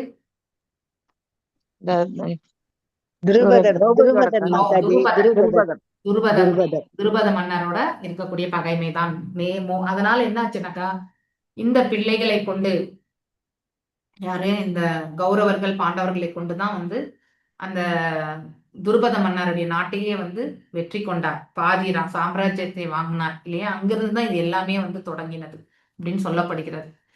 ஓகே, ஸோ ஒரு முறை வந்து I think he was a great devotee of Brahma, யாரு, பரத்வாஜ முனிவர். ஸோ அவர் வந்து துரோணாச்சாரியா ஒரு முறை சொல்லி, நீ இதை வந்து இந்த குருஷேத்திர வாரை வந்து நிறுத்தலாம் இல்லை அப்படின்னு சொல்லிட்டு அவர் அட்வைஸ் பண்ணியிருக்காரு. இந்த பாட்டு நம்ம எப்பயுமே கேட்டதில்லை, பட் இங்கே ஸ்ரீல பிரபுபாதரால் சொல்லப்பட்டிருக்கு இல்லையா. ஸோ அவருமே வந்து ஐ திங்க் 5 வியாக்கியானங்களுடைய சம்மரியா தான் நம்ம படிக்கிறோம். நம்ம 5 வியாக்கியானங்கள் தனியா படிக்க வேண்டிய அவசியமே கிடையாது. பிரபுபாதர் ஒன்று படித்தாலே நமக்கு எல்லாமே 5 பேருடைய எழுத்துக்கெல்லாம் நம்ம படித்த மாதிரி தான். ஸோ நெக்ஸ்ட் பரசுராமர் யாரு? ரேணுகா சுதா இல்லையா? மகரிஷி தமத்கனி அண்டு ரேணுகா அவங்களுக்கு பிறந்தவங்க தான். ஸோ 21 முறை வந்து கத்திரியர்களை வதம் செய்தவர் இல்லையா? எங்க குருஷேத்திரம் என்ற ஸ்தலத்திலே. அதனால்தான் அது புண்ணிய கஷேத்திரம் என்றும் சொல்லப்படுகிறது. ஸோ மேலும் அவர் வந்து பிற்காலத்துல வந்து ராமர் காலத்திலுமே இருந்திருக்கார், அதே மாதிரி கிருஷ்ணரா வந்தவரையுமே இருந்திருக்கார் இல்லையா? ராமரோடுமே போர் புரிந்ததாக இந்த இடத்துல சொல்லப்பட்டிருக்கு. ஆனா கிருஷ்ணரை அவர் வந்து பரம்பொருளாக ஏற்றுக்கொண்டதாக இந்த இடத்துல சொல்லப்பட்டிருக்கு. ஓகே, ஸோ 2 பேருடைய காலகட்டத்திலுமே இருந்திருக்கார். அப்போ மிகவும் வயது முதிர்ந்தவர் ஆக்சுவலி. ஸோ அவர் வந்து மகேந்திர பர்வத்துல இருந்து தபஸ் பண்ணிருக்கார் அப்படிங்கறது வந்து இந்த இடத்துல சொல்லப்பட்டிருக்கு. ஸோ மேலும் வந்து யுதிஷ்ட மகாராஜருடைய மணிமகுடம் சூட்டக்கூடிய அந்த விழாவிலுமே அவர் இருந்திருக்கார் என்று இந்த இடத்துல மேற்கோள் காட்டுகிறார்கள். அப்படின்னா மகாபாரத போர் முடிஞ்ச பிறகு இல்லையா, அதன் பிறகு யுதிஷ்டர் வந்து அரியரணி ஏறும் பொழுது அந்த காலகட்டத்தில் இவர் இருந்திருக்கார் அப்படின்ட்டு சொல்லப்பட்டிருக்கு. மேலும் அம்பா சென்று அவருடைய சீடன் மீது அவதூறு சொன்னதை கேட்டு என்னுடைய சீடன் அவ்வாறு கிடையாது அப்படிங்கிற நம்பிக்கையோடு தான் அவர் சொன்னார். பீஷ்மன் பொய்யுரைத்தான், பீஷ்மன் தவறு செய்தான் என்றால் நம்ப மாட்டேன் அப்படின்னு சொல்லிட்டு அவன் அதர்மம் கிடையாது அப்படிங்கிறத வந்து சொல்லுவார். ஆனாலுமே அம்பா வந்து விட மாட்டான் இல்லையா? ஸோ அவரை வந்து பீஷ்மரோடு போர் புரிந்து அவரை கொல்லணும் அப்படிங்கிற ஒரு இதை வந்து ஏற்படுத்துவா. அப்போ கடுமையான போர் நடக்கும் குருவுக்கும் சிஷ்யனுக்கும் மத்தியில. பீஷ்மர் வந்து சளைக்காமலே வந்து போர் புரிவார், தன்னுடைய குருவையே மெஞ்சக்கூடிய அந்த அளவுக்கு போர். ஸோ அப்போ ஒரு காலகட்டம் வந்தப்போ தன்னுடைய சீடன் இவ்வளவு மேன்மையான வித்தை, அதாவது இந்த மாதிரி போர்க்கலையில எவ்வளவு சிறந்தவனாக இருக்கின்றான், ஸோ பீஷ்மரை யாராலுமே வெல்ல முடியாது. ஸோ அப்படிங்கிற ஒரு ஆசீர்வாதத்தை யார் கொடுத்துருக்கிறது இந்த இடத்துல? பரசுராமர் கொடுத்துருக்காரு. அதனால கிருஷ்ணர் வந்து ஒரு அந்த இடத்துலயுமே சூது பண்ணி தான் வந்து அவங்களுக்கு விதியும் அப்படிதான் இருந்தது. பகவான் அந்த சூழ்நிலை ஏற்படுத்தினார். ஸோ சூது என்பது தவறானதான், ஆனால் அது தர்மத்திற்காக வந்து உபயோகப்படுத்துறதுனால அதுவும் தர்மமாகவே மாறிவிட்டது என்று சொல்லப்படுகிறது. ஸோ அதாவது பீஷ்மரா வந்து தன்னுடைய ஆயுதங்களை தியாகம் செய்தால் வழி அவரை வந்து நம்மளால கொல்ல முடியாது. That is the power of Bhishma. So அதனால அந்த வரத்தை எவ்வாறு பெற்றார் என்று இந்த இடத்துல வந்து ரொம்ப அழகா நமக்கு வந்து யார் எடுத்துரைக்கிறது? ஸ்ரீல பிரபுபாதர் சொல்லியிருக்கார். At last Parashurama was pleased with Bhishma. ஏன்னா விடாம, அதாவது அவரையே தோற்கடிக்கிற லெவலுக்கு வந்து போர் புரிவார், யுத்தம் நடக்கும். அதன் பிறகு சிவபெருமான் வந்து அங்கே வந்து அம்பைக்கு வந்து வரத்தை கொடுக்கிறார், ஒரு பெனிடிக்ஷன் இல்லையா? ஸோ அடுத்த பிறவியில வந்து கண்டிப்பா நீ அடுத்த பிறவி எடுக்கும்போது பீஷ்மன் நீ சொன்ன மாதிரி அவனுடைய மரணத்தை ஸ்வீகரிக்கிறதுக்கு கண்டிப்பாக காத்துட்டு இருப்பான் அப்படிங்கிற ஒரு வரத்தை கொடுத்ததுனாலதான், அந்த வரத்தை வைத்துதான் வந்து சிகண்டினி அதாவது தோன்றிய பொழுது அவர் ஆயுதங்களை எல்லாம் தியாகம் செய்து விடுகிறார். அதன் பிறகு சிகண்டினி ஒரே ஒரு அம்பை விட்ட பிறகு அதுக்கப்புறம் மிச்சம் இருக்கிறது எல்லாமே பாண்டவர்களால் தான் செய்யப்பட்டது இல்லையா? ஸோ இவ்வாறு பீஷ்மருடைய மரண படுக்கை வந்து ஏற்படுத்தப்பட்டது. Yes, next Vasishta Indraprastha. ஹரே கிருஷ்ணா மாதாஜி, நான் வாசிக்கட்டுமா? வாசிங்க. வசிஷ்டர் பிராமணர்களுக்கு இடையில் மிகவும் புகழ்பெற்ற முனிவரான இவர் பிரம்மரிஷி வசிஷ்ட தேவர் என்று பிரசித்தமானவர். இவர் ராமாயணமும் மகாபாரதமும் நிகழ்ந்த காலங்களில் பிரசித்தி பெற்றவராவார். பரமபுருஷராகிய ஸ்ரீ ராமரின் முடிசூட்டு விழாவை அவர் நடத்தி வைத்தார். குருட்சேத்திர போர்க்களத்தில் அவரும் கூட இருந்தார். அவரால் மேல் லோகங்களுக்கும் கீழ் லோகங்களுக்கும் செல்ல முடிந்தது. மேலும் அவரது பெயர் ஹிரண்யகசிபுவின் சரித்திரத்துடனும் சம்பந்தப்பட்டுள்ளது. அவருக்கும் விஸ்வாமித்திரருக்கும் கடுமையான மோதல் ஏற்பட்டது. ஆசைகளை நிறைவேற்றக்கூடியதான வசிஷ்டரின் காமதேனு என்னும் பசுவை விஸ்வாமித்திரர் அடைய விரும்பினார். தனது காமதேனுவை கொடுக்க மறுத்ததால் வசிஷ்ட முனிவரின் 100 மகன்களையும் விஸ்வாமித்திரர் கொன்றார். பக்குவமடைந்த பிராமணரான அவர் விஸ்வாமித்திரரின் கோபமூட்டும் சொற்களை எல்லாம் பொறுத்து கொண்டார். விஸ்வாமித்திரரின் கொடுமையை தாங்கிக் கொள்ள இயலாத அவர் ஒரு முறை தற்கொலை செய்து கொள்ளவும் முயன்றார். ஆனால் அவரது முயற்சிகள் அனைத்தும் தோல்வியடைந்தன. ஒரு மலையிலிருந்து அவர் கீழே குதித்தார். ஆனால் அவர் விழுந்த இடத்திலுள்ள பாறைகள் பஞ்சு குவியலாக மாறி அவர் காப்பாற்றப்பட்டார். கடலில் குதித்த அவரை அலைகள் கரையில் கொண்டு வந்து சேர்த்து விட்டன. அவர் நதியில் குதித்த பொழுது அதுவும் அவரை கரையில் கொண்டு வந்து சேர்த்து விட்டது. இவ்வாறாக அவரது தற்கொலை முயற்சிகள் அனைத்தும் தோல்வியடைந்தன. மேலும் அவர் சப்த ரிஷிகளில் ஒருவரும் புகழ்பெற்ற நட்சத்திரமாகிய அருந்ததியின் கணவரும் ஆவார். இந்திர பிரதமர் இவர் மற்றொரு புகழ்பெற்ற ரிஷியாவார். திரித இவர் பிரஜாபதியான கௌதமரின் 3 மகன்களில் ஒருவராவார். அவரது மற்ற 2 சகோதரர்கள் ஏகத் துளிய என்று அழைக்கப்பட்டனர். அம்மூவருமே சிறந்த முனிவர்களும் மத கொள்கைகளை உறுதியாக பின்பற்றியவர்களும் ஆவர். அவர்களது கடும் தவங்களின் பலனாய் அவர்கள் பிரம்மதேவர் வாழும் உலகமான பிரம்மலோகத்திலிருந்து உயர்த்தப்பட்டனர். ஒருமுறை திரிதமுனி கிணற்றுக்குள் விழுந்து விட்டார். அவர் பல யாகங்களை ஏற்பாடு செய்யும் பணியை மேற்கொண்டிருந்தார். மாமுனிவர்களுள் ஒருவர் என்ற முறையில் மரணப்படுக்கையில் இருந்த பீஷ்மதேவருக்கு மரியாதை செலுத்த அவரும் வந்திருந்தார். வருணலோகத்தில் உள்ள 7 ரிஷிகளில் அவரும் ஒருவராவார். அவர் உலகின் மேற்கு நாடுகளில் இருந்து வந்தவராவார். எனவே அவர் ஐரோப்பிய நாடுகளிலிருந்து வந்தவராக இருக்கக்கூடும் என்று நம்பப்படுகிறது. அச்சமயத்தில் உலகம் முழுவதுமே ஒரே வேத பண்பாட்டின் கீழ் இருந்தது. ஹரே கிருஷ்ணா மாதாஜி. ஹரே கிருஷ்ணா மாதாஜி.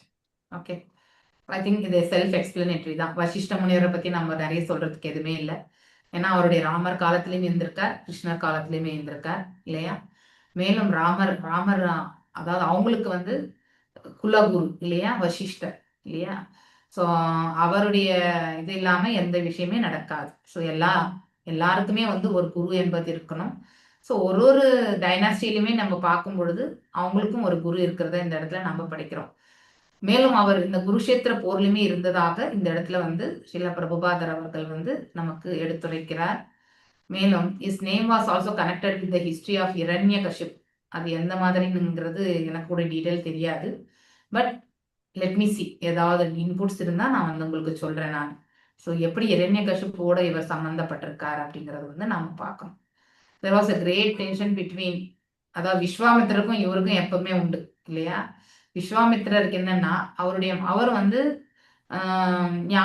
ஞானத்துல இருக்கக்கூடியவர் தான். ஆனா தன்னுடைய பிரஜைகளுக்கு வந்து இந்த காமதேனு பசு இருந்தா என்ன வேணுமோ அதை வந்து பெற்று நம்மளுடைய பிரஜைகளுக்கு கொடுக்கலாம் அப்படிங்கிறதுக்காக தான் அந்த பசுவை வந்து அவர் கேட்பார். ஆனா விஸ்வாமித்திரர் வந்து சாரி இவர் யாரு சாரி வசிஷ்டர் வந்து தரமாட்டார். அதனால அவருடைய பிள்ளைகளை எல்லாம் இவர் வந்து வதைத்து விட்டதாக சொல்லப்பட்டிருக்குங்க. So as a perfect Brahmana he tolerated all. ஸோ இவருடைய கஷ்டமான சூழ்நிலைகள் எல்லாத்தையுமே இந்த விஸ்வாமித்திரருடைய, ஏன்னா அவர் வந்து சத்திரிய அரசர் இல்லையா. யாரு விஸ்வாமித்திரர் வந்து சத்திரியனாக இருந்து அதுக்கப்புறம் தவம் பண்ணி தான் அவர் வந்து ஒரு சேஜா ஆனார் இல்லையா. ஆனா இவர் அப்படி கிடையாது. குலத்தாலையுமே வந்து பிறப்பினாலுமே பிராமணர், அதன் பிறகு வந்து அந்த குவாலிட்டிஸ் எல்லாமே உண்டு. இவருடைய தொந்தரவு தாங்க முடியாம அவர் வந்து மரணிக்கணும், தன்னையே வந்து அவர் வாய்த்து கூடன்னு நினைச்சா கூட எந்த ஒரு இதனாலையுமே அவரால் வந்து மரணிக்க முடியல அப்படிங்கிறது வந்து இந்த இடத்துல சொல்லப்பட்டிருக்கு. ஸோ சப்த ரிஷிகள்ல அவரும் ஒருத்தர். அருந்ததி நட்சத்திரம் இல்லையா, அருந்ததியினுடைய கணவர் என்று சொல்லப்பட்டிருக்கு. இந்திர பிரதமாவை பத்தி எதுவும் இல்லை. அவரும் வந்து ஒரு நல்ல, அதாவது புகழ்பெற்ற ஒரு ரிஷி என்று இந்த இடத்துல சொல்லப்பட்டிருக்கு. திரீதா அப்படிங்கிறவர் வந்து கௌதமருடைய பிள்ளை, 3வது பிள்ளை. 2 மற்ற பிள்ளைகள் வந்து ஏகத் மற்றும் விதா அப்படிங்கிறவங்க வந்து 2 பிள்ளைகள். ஸோ இவங்க எல்லாருமே வந்து தர்மங்கள் வந்து கரெக்டா பரிபாலிச்சவங்க அப்படிங்கிறது வந்து சொல்லப்பட்டிருக்கு. ஸோ தவ வாழ்க்கை இதெல்லாமே வந்து நல்லா அதெல்லாம் கரெக்டா செஞ்சிருக்காங்க. திருதமுனி வந்து ஒரு முறை வந்து கிணற்றுல விழுந்த பிறகு he was organizing worker of many sacrifices. As one of the great sage, he also came to show respect to Bhishmaji. அவருமே வந்து இந்த இடத்துல வந்து பீஷ்மருக்கு வந்து கடைசி மரியாதைகள் கொடுக்கணுன்றதுக்காக வந்திருக்கார். he was one of the 7 sages in வருணலோகத்துல. இவருமே வந்து 7 ரிஷி முனிகள்ல இவர் ஒருத்தர். ஜென்ரலா நாம படிக்கக்கூடிய சப்த ரிஷிகள் வேறு, வருணலோகத்துல இருக்கக்கூடிய ரிஷி முனிகள் வேறு, ரெண்டுத்தையும் கன்ஃபியூஸ் பண்ணிக்காதீங்க. ஓகே, ஸோ இப்ப எத்தனை காண்டங்கள் இருக்கு நம்ம இந்த பூமண்டலத்துல. அமெரிக்கால பாத்தீங்கன்னாக்கா north America, south America, north Africa, south Africa இல்லையா. இப்படி யூரோப்பியன் கண்ட்ரிஸ், ஏசியன் கண்ட்ரிஸ், இப்படி எல்லாமே வந்து நிறைய காண்டம். 7 காண்டங்கள் தானே இருக்குது. ஆக்சுவலி 7 தான் நினைக்கிறேன். இது யாராலனாக்கா பிரியாவிரதன் ஆமா மாதாஜி, முதல்ல 6 அப்புறம் 7 ஆக்கிட்டாங்க. ஆமா. 7 காண்டங்கள். சோ அந்த மாதிரி இது எல்லாமே ஒருத்தரால் ஆளப்பட்டது. இப்ப யுதிஷ்ட மகாராஜ் இது மொத்தமே அவர் தான் ஆண்டார். சோ இப்ப ஐரோப்பா காண்டத்துல இருந்து வந்தவர் இவரு திரிதா அப்படின்னு சொல்லப்பட்டிருக்கு. ஓகே, ஒரே ஒரு வேத கலாச்சாரத்துக்கு கீழே இருக்குது. அப்போ எவ்வளவு பெரிய கண்ட்ரி யுதிஷ்ட மகாராஜா எப்படி ஆண்டிருப்பார் இல்லையா? நம்ம ஒரு ஸ்டேட்டை ஆள்றதுக்கோ இல்ல ஒரு வீட்டை ப்ராப்பரா எடுத்துட்டு போறதுக்கே நாம ரொம்ப கஷ்டப்படுறோம் இல்லையா? ஒரு நாளுக்கு நம்ம நிறைய வேலை வந்தாலே நம்மளால சமாளிக்க முடியறது இல்லை. அந்த மாதிரி இருக்கு காலகட்டங்கள். ஆனா யுதிஷ்ட மகாராஜா இப்படி இந்த பிரபஞ்சத்தையே ஆண்டிருப்பார். அதே மாதிரி பரீட்சித் மகாராஜுமே ஆண்டார். எப்படி ஆண்டிருப்பாங்க? அதுவும் ப்ராப்ளமே இல்லாம ஆண்டிருக்காங்கன்னா பார்த்துக்கோ இல்லையா? அந்த மாதிரி அரசாள்வது என்பது ஒரு பக்தனால மட்டும்தான் முடியும். ஹியரிங் ஃப்ரம் த பிராமணர்களுடைய அட்வைஸை கேட்டுண்டு இல்லையா? அடுத்து ஒரு அறப்பழக்கத்துல இருக்கிறவங்களால மட்டும்தான் அத்தகைய செயலே செய்ய முடியும். ஆனா இப்ப ஆளக்கூடியவர்களுக்கு அந்த அறப்பழக்கமே கிடையாது இல்லையா? அதுதான் ப்ராப்ளம். எல்லா இடத்துலயுமே ஒருத்தரும் நம்ம ஸ்பெசிபிக்கா சொல்ல வேண்டியதே இல்லை. ஜென்ரலாவே அவங்க பரிபாலிக்கணும்னு நினைச்சா கூட அவங்கள பரிபாலிக்க விட மாட்டாங்க. ஸோ அப்படி ஒரு சுச்சுவேஷன்ஸ் இப்ப எல்லாமே. எஸ், அடுத்து யார் வாசிக்கிறீங்க? நான் வாசிக்கிறேன் Mataji. Okay, I think Krishna mother இவர் சொர்க்கலோகங்களைச் சேர்ந்த முனிவர்களுள் ஒருவர் ஆவார். அவர் சொர்க்கராஜனான இந்திரனின் ஒரு நெருங்கிய நண்பரும் ப்ரஹஸ்பதிக்கு ஈடான சிறப்பு உடையவரும் ஆவார். அவர் யுதிஷ்ட மகாராஜனின் ராஜசபைக்கு செல்வது வழக்கம். மேலும் பீஷ்ம தேவர் உயிரை விட்ட இடத்திற்கும் அவர் சென்று வந்தார். சில சமயங்களில் அவர் சிவபெருமானின் பெருமைகளை யுதிஷ்ட மகாராஜனுக்கு விளக்கினார். விதஹவ்யரின் மகனான அவர் இந்திரனை ஒத்த தேக அம்சங்களை கொண்டிருந்தார். சில சமயங்களில் இந்திரனின் எதிரிகள் அவரை இந்திரன் என்று எண்ணி கைது செய்தனர். அவர் ரிக்வேதத்தில் மிகுந்த புலமை பெற்றவராவார். இதனால் பிராமண சமூகத்தால் அவர் மிகவும் மதிக்கப்பட்டார். பிரம்மச்சரிய வாழ்வை மேற்கொண்ட அவர் எல்லா விதத்திலும் சக்தி வாய்ந்தவராக இருந்தார். அசிதர் இதே பெயரை கொண்ட ஓர் அரசரும் இருந்தார். ஆனால் இங்கு குறிப்பிடப்படும் அசிதர் அக்காலத்தில் மிகவும் சக்தி வாய்ந்த முனிவராக இருந்த அசித தேவலோக ரிஷி ஆவார். மகாபாரதத்திலிருந்து 15 லட்சம் ஸ்லோகங்களை அவர் தமது தந்தைக்கு விளக்கி கூறினார். ஜனமேஜய மகாராஜனின் பாம்பு யாகத்தில் பங்கேற்றவர்கள் அவரும் ஒருவராவார். யுதிஷ்ட மகாராஜனின் முடிசூட்டு விழாவின் போது மற்ற சிறந்த ரிஷிகளுடன் அவரும் அங்கிருந்தார். அஞ்சனமலையில் இருந்த யுதிஷ்ட மகாராஜனுக்கு அவர் உபதேசங்களை வழங்கினார். மேலும் அவர் சிவபெருமானின் பக்தர்களுள் ஒருவராகவும் இருந்தார். ஹரே கிருஷ்ணா. படிச்சிருங்க. இன்னொரு சின்னதான் இருக்கக்கூடிய 4 படிச்சிருங்க. சரிங்க. கஷாவான் கௌதம முனிகரின் மகன்களுள் ஒருவரான இவர் மகா முனிவரான சந்த கௌசிகரின் தந்தையாவார். இவர் யுதிஷ்ட மகாராஜனின் சட்டசபை உறுப்பினர்களுள் ஒருவராவார். அத்ரி மிகச்சிறந்த பிராமண முனிவரான இவர் பிரம்மதேவரின் மானச புத்திரர்களுள் ஒருவராவார். ஒரு மகன் வேண்டுமென்று மனதில் நினைப்பதாலேயே அதை பெற்றுவிடக்கூடிய அளவு அவ்வளவு சக்தியை பிரம்மதேவர் பெற்றிருந்தார். இவர்கள் மானச புத்திரர்கள் என்று அறியப்படுகின்றனர். அத்ரி முனிவர் பிரம்மதேவரின் 7 மானச புத்திரர்களில் ஒருவரும் மிகச்சிறந்த பிராமண முனிவர்களுள் ஒருவரும் ஆவார். புகழ்பெற்ற பிரச்சேதர்களும் கூட அவரது குடும்பத்தில் பிறந்தவர்களே ஆவார். அத்ரி முனிவருக்கு 2 சத்திரிய புத்திரர்கள் இருந்தனர். அவ்விருவருமே அரசர்களானால் அர்த்தம மகாராஜன் அவர்களுள் ஒருவர் ஆவார்.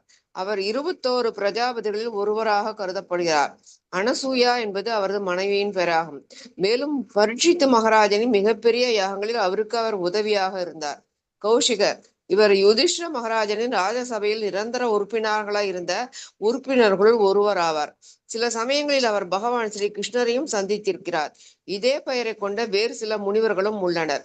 சுதர்சனர் பரமபுருஷ பகவானால் விஷ்ணு அல்லது கிருஷ்ணர் தமது சொந்த ஆயுதமாக ஏற்றுக்கொள்ளப்பட்ட இந்த ஆயுதம் பிரம்மாஸ்திரம் அல்லது அதற்கொப்பான பிற ஆயுதங்களையோ விட அதிக சக்தி வாய்ந்ததாகும். பகவான் ஸ்ரீ கிருஷ்ணருக்கு அக்னி தேவன் இந்த ஆயுதத்தை அளித்தார் என்று வேத இலக்கியங்கள் சிலவற்றில் கூறப்படுகிறது. ஆனால் உண்மையில் பகவான் இந்த ஆயுதத்தை நித்தியமாக தமது கையில் ஏந்திருக்கிறார். ருக்ம மகாராஜன் ருக்மிணியை பகவானுக்கு அளித்த அதே முறையில்தான் அக்னி தேவனும் இந்த ஆயுதத்தை கிருஷ்ணருக்கு அளித்தார். இத்தகைய அன்பளிப்புகளை பகவான் தமது பக்தர்கள் மீது ஏற்றுக்கொள்கிறார்.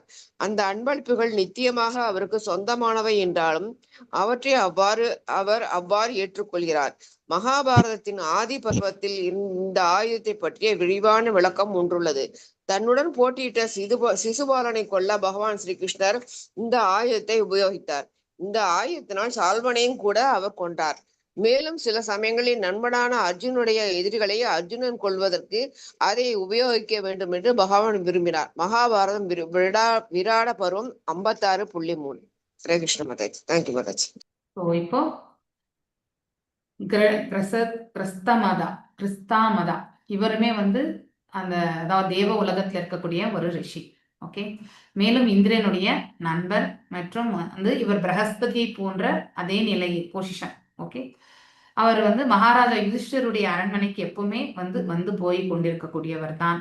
மேலும் கடைசி நேரம் அதாவது பீஷ்மதேவர் இந்த உலகத்தை விட்டு செல்ல போறார் என்பதற்காக அந்த இடத்துக்குமே அவர் வந்திருக்கார். ஸோ அவர் வந்து சில சமயங்கள்ல சிவபெருமானுடைய புகழாரங்களை யுதிஷ்ட மகாராஜாவுக்கு எடுத்துரைச்சதாக இந்த இடத்துல மேற்கோள் காட்டப்படுகிறது.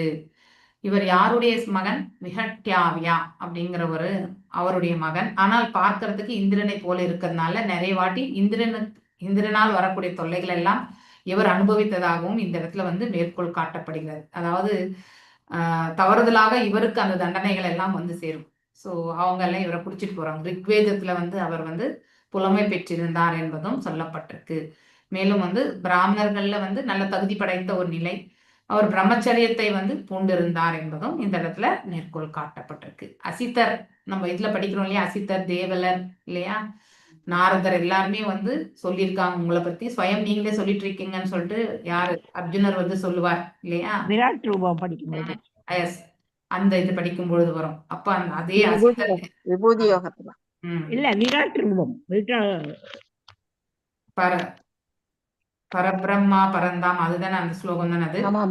11 வரும். ஓகே, அசித்தர், தேவலர் இல்லையா, ஸ்வயம் நீங்களே இப்ப சொல்லிட்டு இருக்கீங்க அப்படிங்கறது சொல்வார். ஸோ ஆக்சுவலி மகாபாரதத்துல எவ்வளவு வரிசைகள்னா 15 லட்சம்.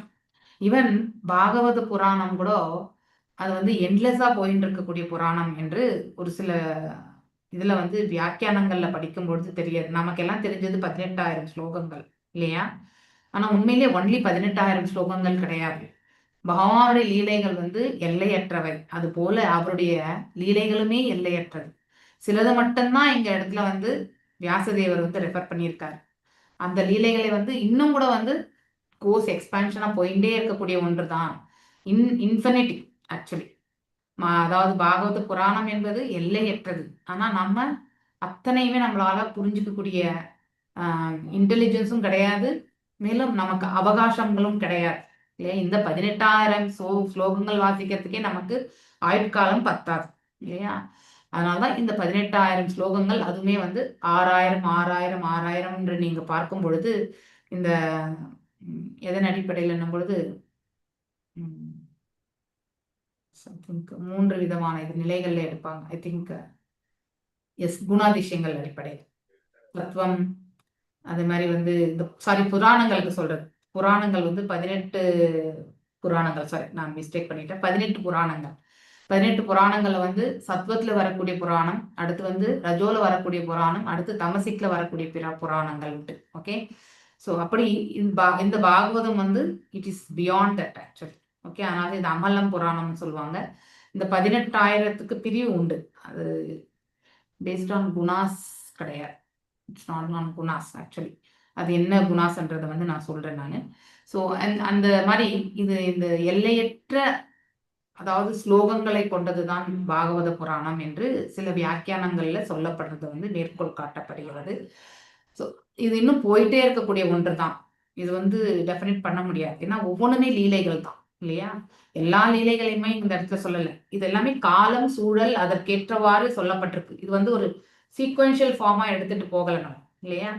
ஸோ ஆனா அந்த இன்சிடென்ட்ஸ் வச்சு இப்போ பரீட்சித் மகாராஜ் என்ன கேள்வி கேட்கிறாரோ அதற்கேற்றவாறு இது அமைக்கப்பட்டிருக்கு இல்லையா. நாம படிக்கக்கூடிய பாகவத புராணம் ஒரு சாப்டருடைய கடைசியில பரீட்சித் மகாராஜோ இல்ல சுகதேவ் கோஸ்வாமியோ இல்ல இவர் யாரு விதுரரும், அடுத்து அந்த என்ன முனி அவர் பேரு,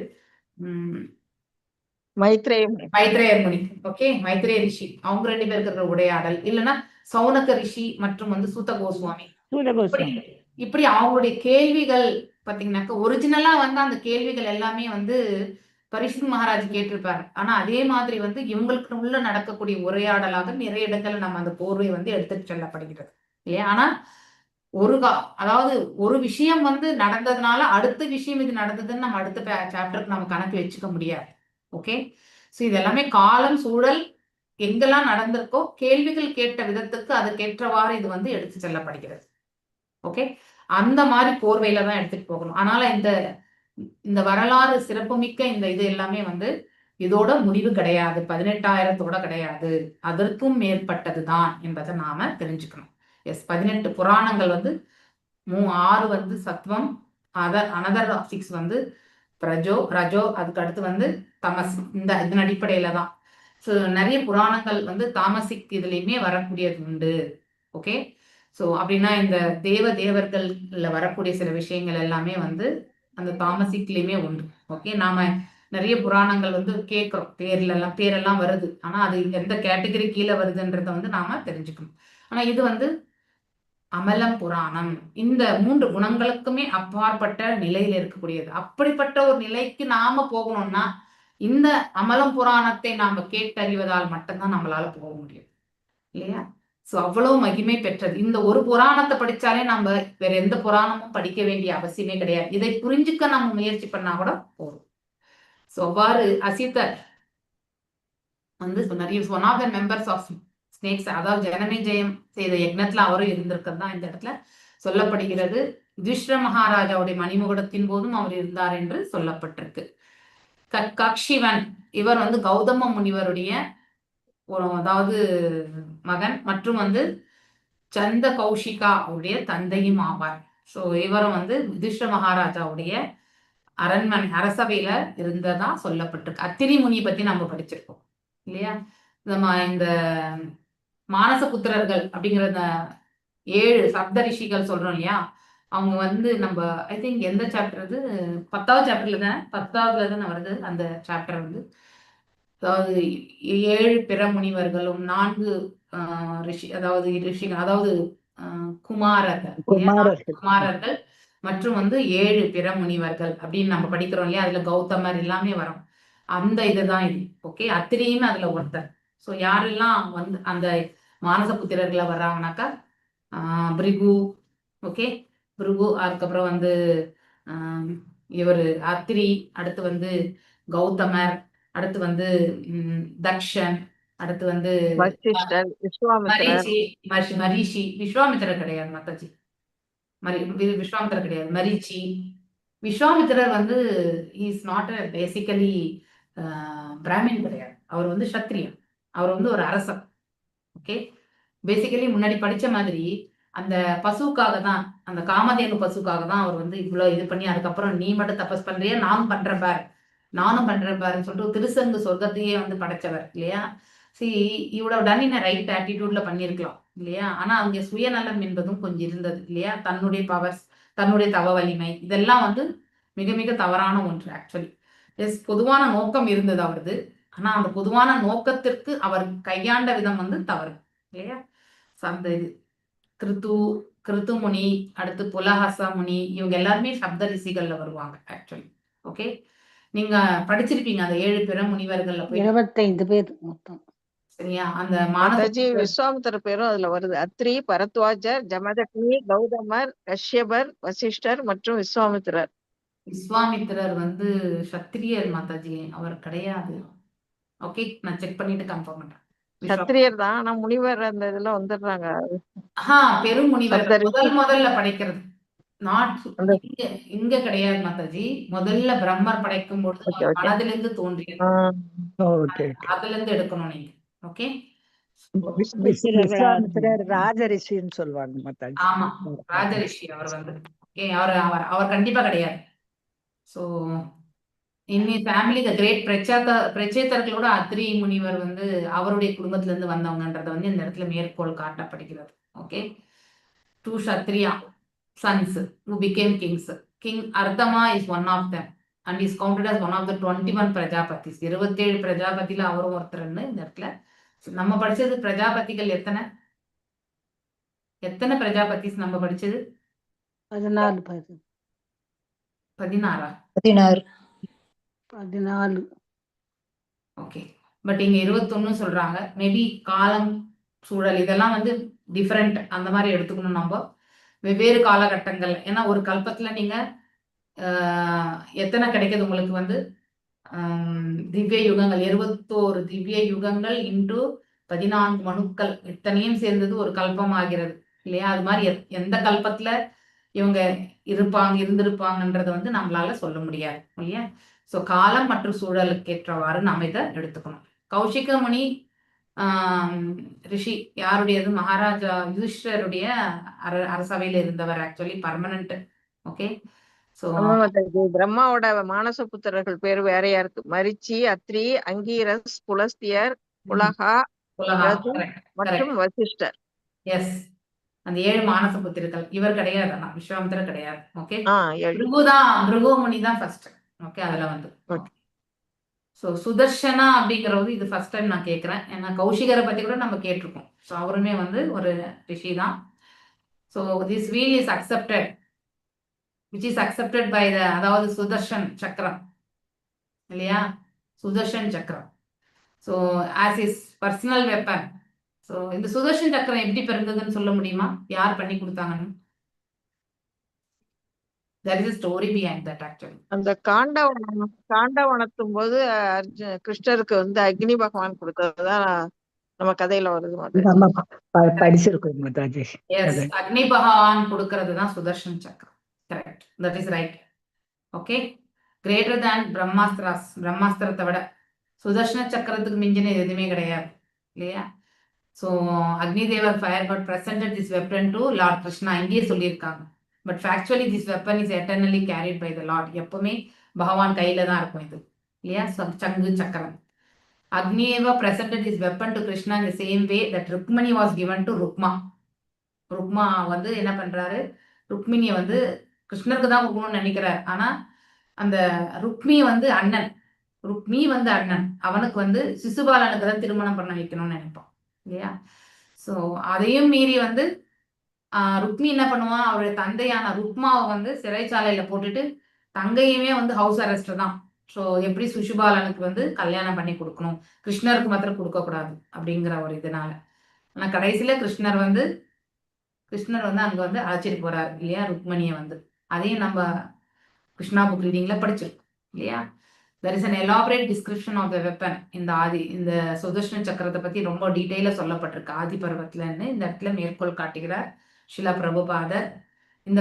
இந்த சுதர்ஷன சக்கரத்தை வச்சுதான் வந்து சிசுபாலன் இல்லை அநேக பேர் வதைக்கப்படுவதுமே இல்லையா? ஸோ அதாவது அசுரர்களை எல்லாமே வதைச்சதுமே வந்து சில வெப்பன்ஸ்ல வதைச்சிருப்பார். அது மாதிரி சுதர்ஷன சக்கரத்திலுமே வந்து ஐ திங்க் அநேக இது வந்து வதம் என்பது சுதர்ஷன சக்கரத்துல தான். ஸோ இஸ் ஆல்சோ கால்டு, இந்த சால்வனையுமே வந்து வதைத்ததும் இதே சுதர்ஷன சக்கரத்துல தான். மேலும் அர்ஜுனர் வந்து அர்ஜுனருக்காக இவர் வந்து அதாவது சப்போர்ட் பண்ணணும்ன்றதுக்காக சில சமயத்துல அந்த சுதர்ஷன சக்கரத்தை வந்து எடுத்து கொல்லணும்னு நினைப்பார். இவன் தான் அவர் ஆயுதமே ஏந்த மாட்டேன் அப்படிங்கிற ஒரு வாக்குறுதி கொடுத்த பிறகு கூட அவர் வந்து அந்த சுதர்ஷன சக்கரத்தை கொண்டு அவர் வந்து கொல்லணும்னு நினைச்சார் ஆக்சுவலி. அதனாலதான் பக்தவத்சலன் என்று அழைக்கப்படுகிறாங்க. கரெக்ட். ஓகே. இப்போ நான் இன்னைக்கு இதோட நிறுத்துறேன். நம்ம மிகப்பெரிய பர்பட் இது ஆக்சுவலி. ஆனா இந்த ரிஷி முனிகளை பத்திலாம் நம்ம தெரிஞ்சுக்கிறது பேஸ் லெவல் ரொம்ப முக்கியம் ஆக்சுவலி. ஓகே. ஸோ நீங்க ஒரு வாட்டி எல்லாரும் வாசிங்கோ. புதன்கிழமை வந்து மீண்டும் வந்து நாம அடுத்த பாட்டெல்லாம் நம்ம பார்க்கலாம். ஓகே. ஹரே கிருஷ்ணா. வாஞ்சகல்பதாருபியஷ கிருபா சிந்துபிய வச்ச பதீதனாம் பாவனேபிய வைஷ்ணவேபியோ நமோ நம. அனந்த கோட்டி வைஷ்ணவ விருந்த கி ஜெய். நாமாச்சாரிய